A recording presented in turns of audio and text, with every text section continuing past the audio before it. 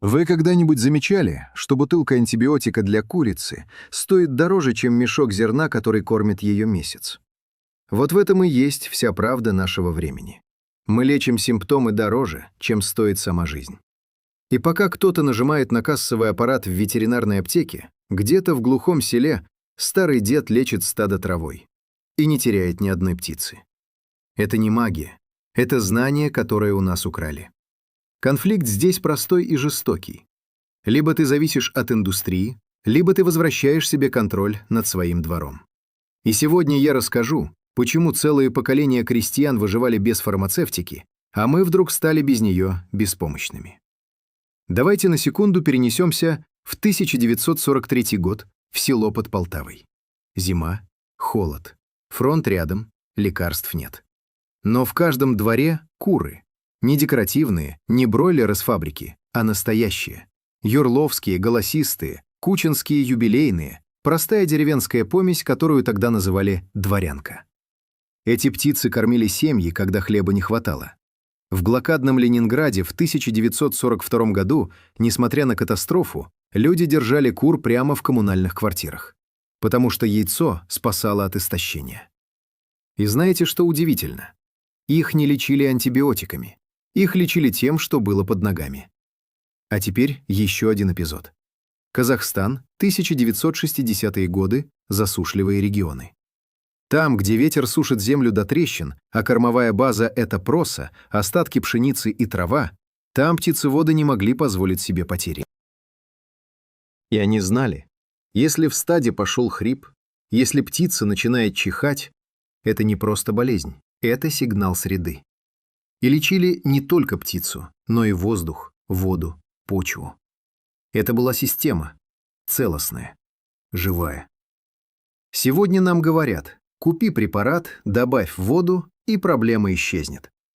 Но почему тогда болезни возвращаются? Почему каждая новая партия цыплят требует все более дорогого лечения? Потому что мы боремся с последствиями, а не с причиной. И здесь начинается научная часть, о которой редко говорят вслух. Когда вы даете птице антибиотик без крайней необходимости, вы убиваете не только патогены, но и полезную микрофлору. В кишечнике курицы живут миллиарды бактерий, которые участвуют в синтезе витаминов группы В, В1, В2, В6, В12. Эти витамины напрямую влияют на иммунитет.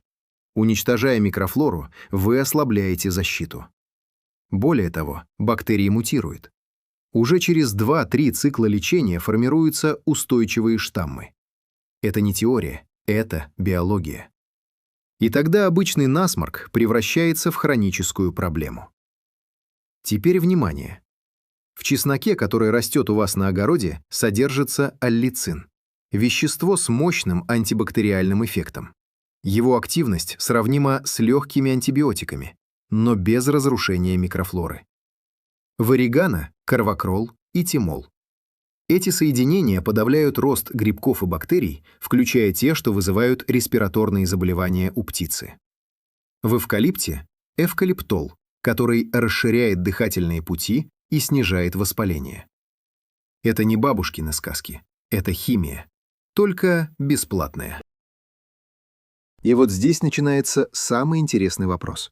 Если это все работает, почему об этом молчат? Почему на полках нет настойки чеснока для кур или эвкалиптового комплекса? Ответ простой и неудобный. Природу нельзя запатентовать. Нельзя зарегистрировать аллицин как эксклюзивный продукт, если он растет в каждом огороде. Нельзя поставить цену на орегано, если его можно сорвать у забора. Индустрии выгодно, чтобы вы забыли, как лечить без нее.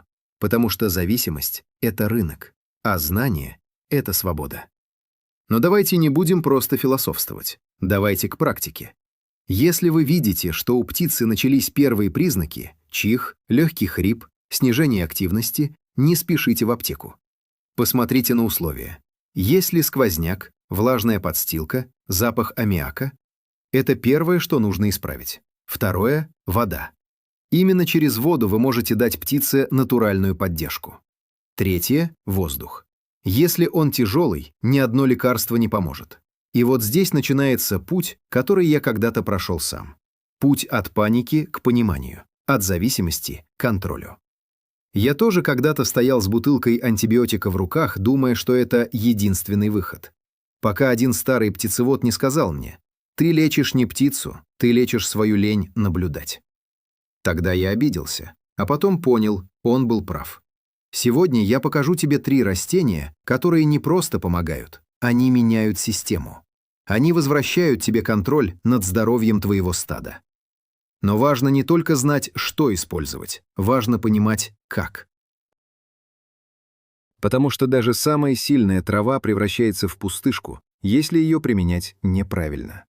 И прежде чем мы перейдем к первому растению, задай себе вопрос. Честно, без самообмана. Ты лечишь своих птиц? Или ты просто покупаешь иллюзию лечения? Напиши в комментариях. Потому что именно с этого начинается настоящее хозяйство. Запомни одну мысль. Курица – это не фабричный объект. Это часть системы. И если система живая, она сама себя защищает. Наша задача – не мешать, а помогать. И сейчас мы начнем с самого простого, самого доступного и самого недооцененного союзника, который есть у тебя прямо на кухне. Следующее хранилище откроется скоро. Если бы мне 10 лет назад сказали, что одна головка чеснока может заменить половину аптечки для курятника, я бы рассмеялся. Серьезно. Потому что нас приучили думать, все, что дешевое, слабое, все, что натуральное, для профилактики, а не для реальной борьбы. Но правда, как всегда, живет не в рекламе, а в практике. И чеснок – это не просто приправа. Это биохимическая лаборатория, которую мы игнорируем каждый день. Представь себе, ты раздавливаешь зубчик чеснока. В этот момент запускается реакция. Внутри клеток есть вещество аллеин и фермент аллеиназа. Пока чеснок целый, они не взаимодействуют. Но стоит тебе его раздавить, начинается превращение. Образуется аллицин. Это и есть тот самый активный компонент, который убивает бактерии, подавляет вирусы и даже частично действует на грибки. Но есть нюанс. Аллицин живет недолго. От 10 до 15 минут на воздухе, и его активность падает в разы. Вот почему просто бросить целый зубчик в воду почти бесполезно. Ты даешь форму без содержания. Теперь вспомним старое хозяйство. Беларусь, 1970-е. Деревни под Витебском. Там бабки не знали слова аллицин, но знали, чеснок нужно толочь. Именно толочь, а не резать. И сразу заливать водой. Они не читали научных статей, но понимали принцип. Сила выходит через разрушение. Это знание передавалось из рук в руки, а не из лаборатории в инструкцию. Когда я впервые попробовал этот метод, честно, я сомневался. У меня были куры с хрипом, с мокрым носом, с вялостью, и вместо того, чтобы бежать за дорогим препаратом, я сделал то, что сейчас покажется слишком простым. Взял от 3 до 4 зубчиков чеснока на литр воды, раздавил их до кашицы и оставил на ночь. Утром вода пахла резко, даже неприятно. Но именно этот запах – признак того, что аллицин жив. И вот что произошло дальше. Уже на 2-й день птица начала пить активнее, на 3-й хрипы стали тише. Через неделю стадо вернулось к норме. Без химии, без побочек, без отката болезни через месяц. И вот тут я понял. Мы не недооцениваем чеснок, мы просто не умеем его использовать. Но давай глубже, потому что ты не просто зритель, ты хозяин. А значит, тебе нужна не сказка, а понимание. Аллицин действует не как классический антибиотик. Он не выжигает все подряд. Он нарушает клеточные стенки бактерий, блокирует ферменты, мешает им размножаться. При этом он не разрушает полезную микрофлору так агрессивно, как синтетические препараты. Это ключевое отличие. Ты не создаешь пустыню в организме птицы. Ты создаешь условия, в которых вредные не выживают, а полезные остаются. Но есть еще один момент, о котором почти никто не говорит. Чеснок влияет на кровь. Он улучшает микроциркуляцию, разжижает ее, помогает доставлять кислород к тканям. А теперь подумай, что происходит при респираторных заболеваниях? Недостаток кислорода, застой, воспаление. И чеснок работает не только как антисептик, но и как помощник в восстановлении дыхания на уровне системы. В Украине, особенно в центральных регионах, Черкасской, Кировоградской области, старые птицеводы добавляли чесночную воду не только при болезни, но и раз в неделю для профилактики. Они говорили, чтобы кровь не застаивалась. Они не знали слова «гипоксия», но чувствовали ее последствия. Теперь важный момент – ошибки. Потому что именно из-за них многие разочаровываются. Первая ошибка – слишком слабая концентрация. Один зубчик на ведро воды – это не лечение, это ароматизация. Вторая – длительное хранение. Если ты приготовил воду и она стоит 2 дня, забудь. Аллицин уже разрушился. Третье – отсутствие системности. Один раз дал и ждешь чуда. Так не работает. Минимум от 5 до 7 дней подряд. И еще, не бойся запаха. Да, вода будет пахнуть резко. Да, сначала кажется, что птица будет отказываться. Но практика показывает обратное. Куры привыкают быстро. Более того, при проблемах с дыханием они начинают пить активнее. Это инстинкт. Организм чувствует помощь. А теперь давай поговорим о том, о чем не любят говорить продавцы препаратов. Почему чеснок не продается в виде официального лекарства для птицы? Потому что его нельзя стандартизировать. В одном зубчике больше алиина, в другом меньше. Это живой продукт. А индустрии нужен контроль. Им нужна формула, которую можно повторить, упаковать, продать. Чеснок этому не подчиняется. Он слишком свободный, а значит, слишком опасный для рынка. И вот здесь возникает ирония. То, что действительно работает, не имеет бренда. У него нет яркой упаковки, у него нет рекламной кампании, но у него есть история. Десятилетия, а то и века применения, и тысячи хозяйств, которые выжили благодаря ему. Теперь коротко и четко. Как делать правильно? Берешь свежий чеснок, не залежалый, не проросший. Давишь до состояния кашицы. Не режешь, давишь. На литр воды от 3 до 5 зубчиков в зависимости от размера. Заливаешь теплой, но не горячей водой. Оставляешь на от 8 до 12 часов. Утром даешь птице. Воду меняешь каждый день. Курс минимум 5 дней, при необходимости до 10. И еще один нюанс, который я понял не сразу. Чеснок – это не пожарный. Это не только про лечение, это про систему. Если ты даешь его регулярно, ты не просто лечишь. Ты создаешь фон, в котором болезни не закрепляются. Это как укрепить забор, а не гоняться за каждым волком. Но чеснок – это только половина истории, потому что он работает внутри. А что делать с дыханием прямо сейчас, когда птица уже задыхается, когда хрип слышен на расстоянии, когда нужно облегчение здесь и сейчас? И вот тут появляется второй союзник, тот, который работает через воздух, через запах, через дыхание. И его сила не в том, что ты даешь его внутрь, а в том, что он меняет саму атмосферу в курятнике. Следующее хранилище откроется скоро. Есть момент, который пугает любого птицевода сильнее, чем падеж. Это звук. Тот самый хрип, когда курица дышит, будто через мокрую тряпку. Когда ночью в курятнике не тишина, а тихое сипение. Как будто сама постройка болеет вместе с птицей. И вот здесь чеснок уже не справляется в одиночку. Потому что проблема не только внутри. Проблема в воздухе. В том, что птица вдыхает каждую секунду. Если чеснок – это боец крови, то эвкалипт – это врач воздуха. И это не метафора. Это физика и химия, которые работают прямо у тебя в сарае. Давай снова вернемся назад. Южные регионы СССР, Абхазия, Грузия, Краснодарский край, 1950-1970-е годы. Там, где эвкалипт начали активно высаживать для осушения болот и борьбы с малярией. Люди заметили странную вещь. Рядом с эвкалиптовыми посадками птица болеет реже. Не потому, что ее кормили лучше, а потому что воздух был другим, чище, легче. И это наблюдение перекочевало в деревни. В курятники начали приносить ветки эвкалипта. Просто так, без инструкций, без объяснений, но с результатом. Теперь разберемся, почему это работает. В листьях эвкалипта содержится эвкалиптол, вещество, которое обладает выраженным противовоспалительным и муколитическим эффектом. Проще говоря, оно разжижает слизь и помогает ее выводить. А еще оно расширяет дыхательные пути. Представь себе, У птицы воспаление, отек, слизь перекрывает проходы.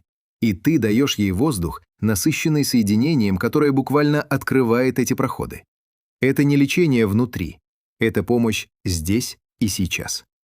Но есть еще один уровень.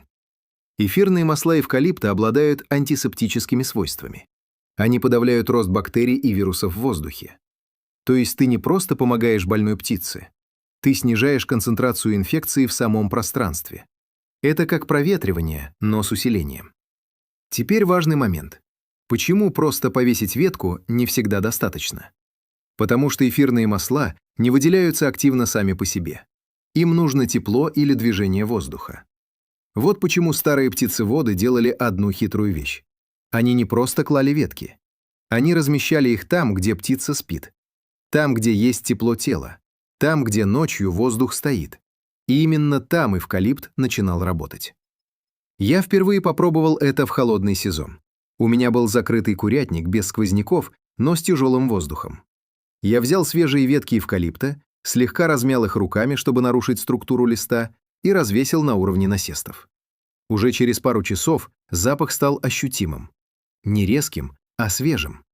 И на следующее утро я заметил разницу. Птица дышала тише, спокойнее, без этого надрыва. Но потом я пошел дальше. Потому что есть метод, который усиливает эффект в разы. Пар. Да, обычный пар, но с эвкалиптом. В деревнях Средней Азии, особенно в Узбекистане и Таджикистане, где зимой холодно, а курятники закрыты, использовали простую технику. Делали крепкий отвар из листьев эвкалипта, буквально горсть на литр воды. Кипятили, а потом ставили емкость в безопасное место внутри помещения, чтобы пар распространялся. Это не баня, это мягкое насыщение воздуха. И этот пар несет с собой эвкалиптол. Что происходит в этот момент? Влажность слегка повышается. Слизь в дыхательных путях разжижается. Воспаление уменьшается. Птице становится легче дышать. Это как открыть окно в душном помещении, только без потери тепла. Но внимание!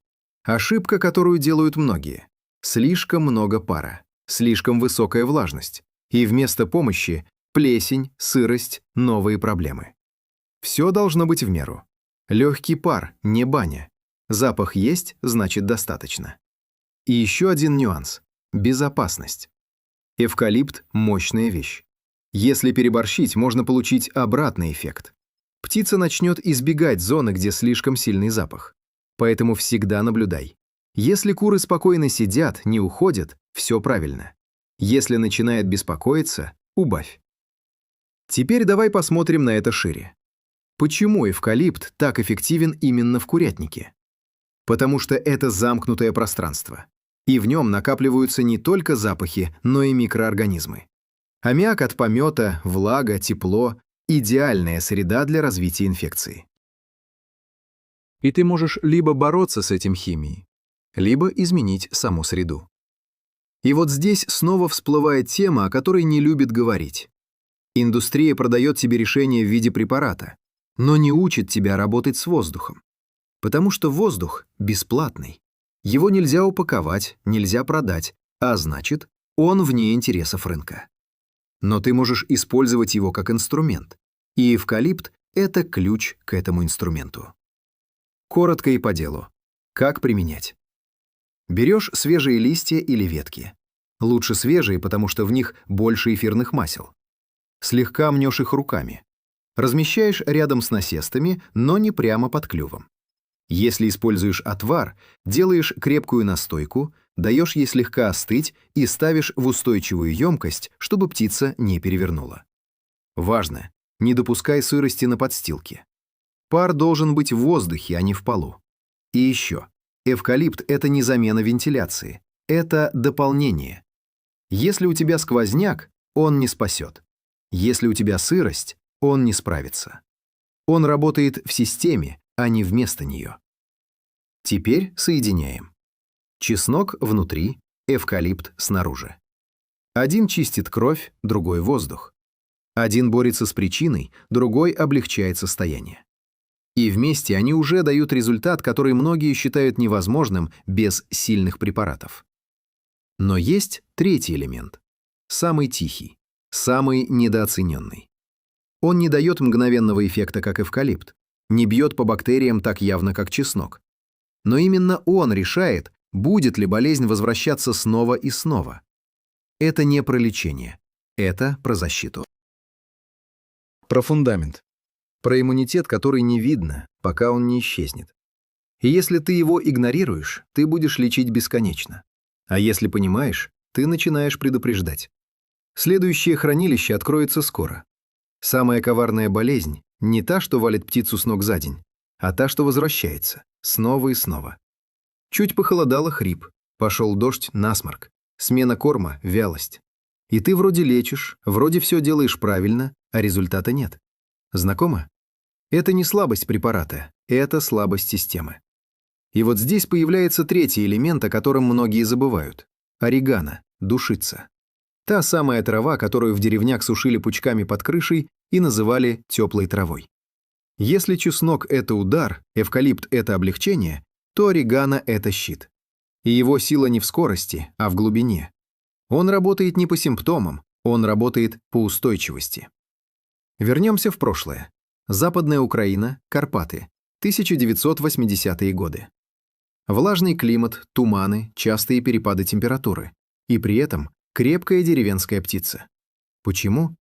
Потому что в рационе постоянно присутствовали травы, не как добавка, как часть системы.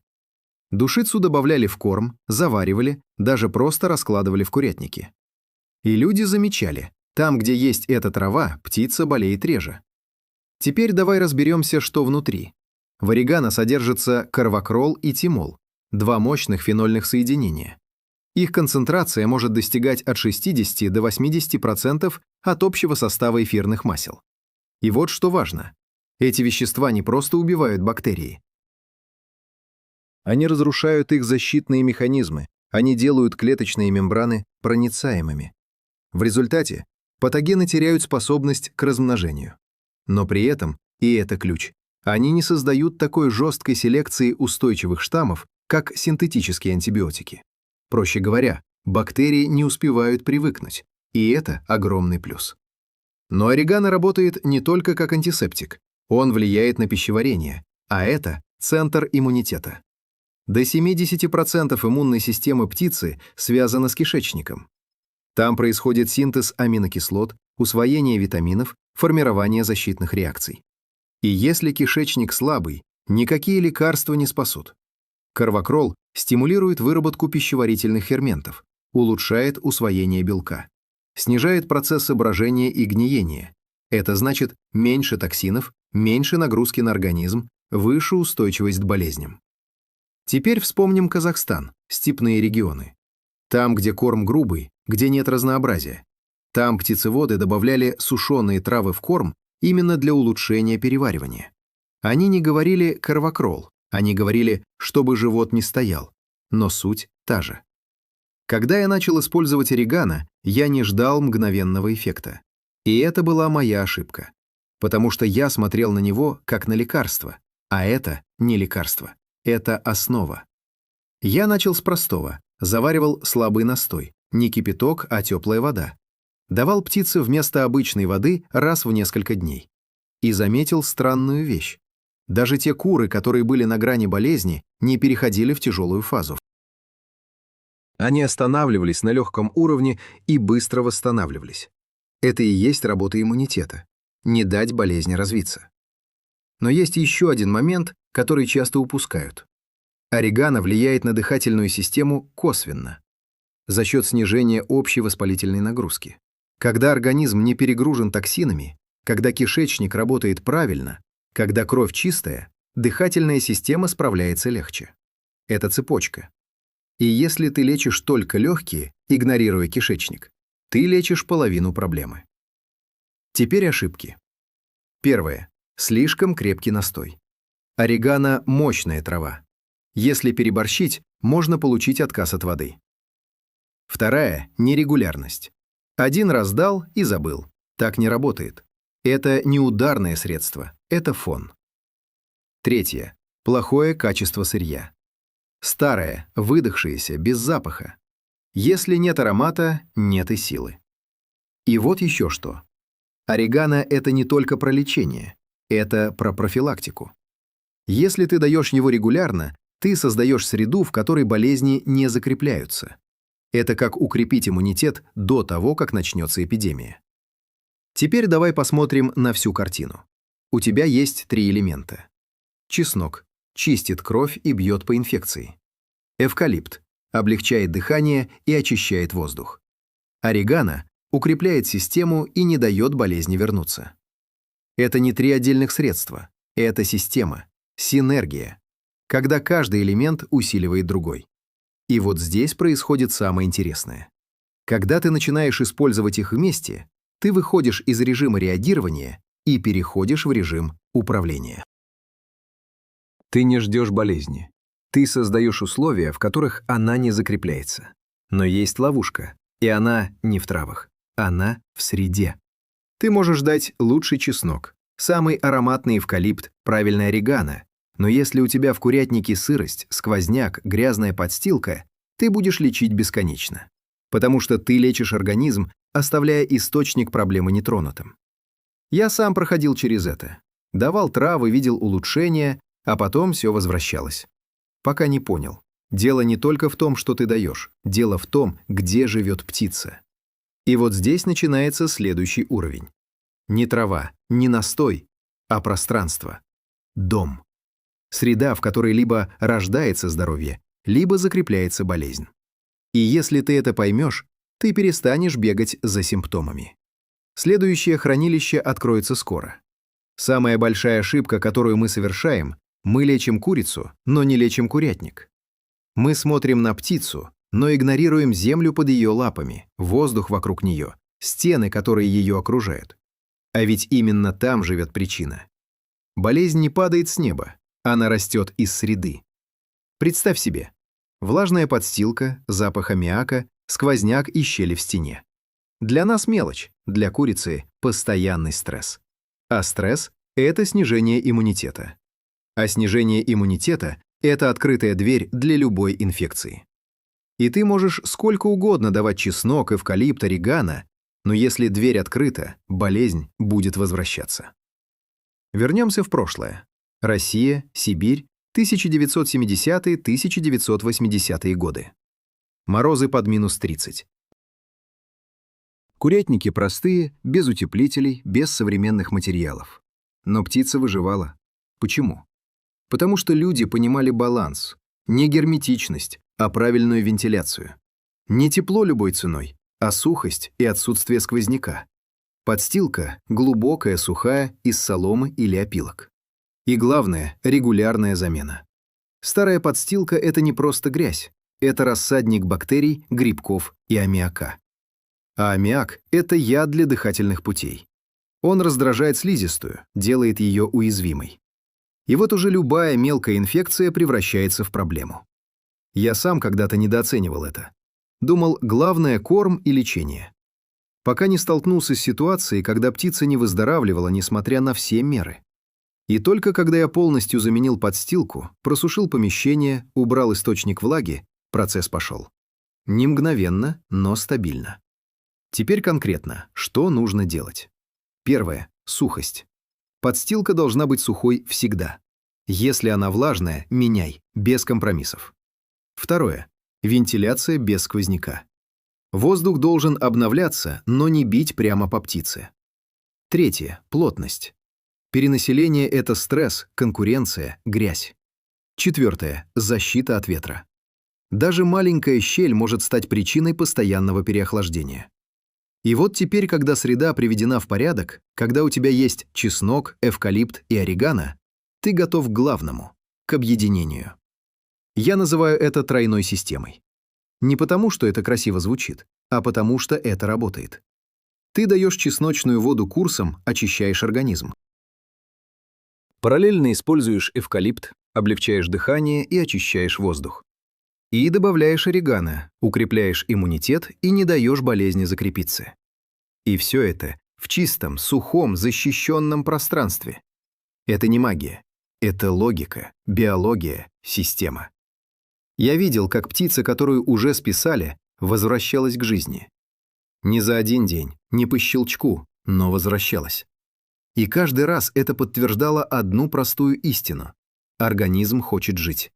Ему просто нужно не мешать. Теперь важный момент. Как понять, что ты на правильном пути? Есть признаки, очень конкретные. Дыхание становится тихим, куры перестают трясти головой, глаза становятся яркими, гребень насыщенно красным. Появляется аппетит.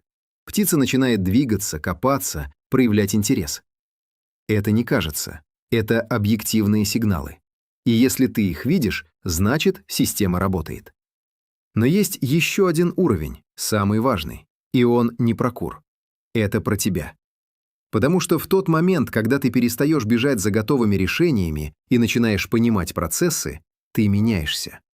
Ты становишься не потребителем, а хозяином. Ты начинаешь видеть связь между средой, кормом, поведением, здоровьем. И вот здесь происходит настоящий перелом. Индустрия хочет, чтобы ты зависел, чтобы при каждой проблеме ты шел и покупал, потому что это удобно для нее, но не для тебя. А природа дает тебе другое. Она дает инструменты, простые, доступные, но требующие внимания, наблюдения и терпения. И да, это не быстрый путь. Здесь нет кнопки «вылечить за один день». Но есть результат, который держится. Есть здоровье, которое не нужно постоянно поддерживать химией. Это путь, который прошли наши деды. В Украине, в Беларуси, в России, в Казахстане. В условиях, где не было выбора. И именно поэтому он работает. Потому что он проверен не лабораторией, а жизнью. И сейчас у тебя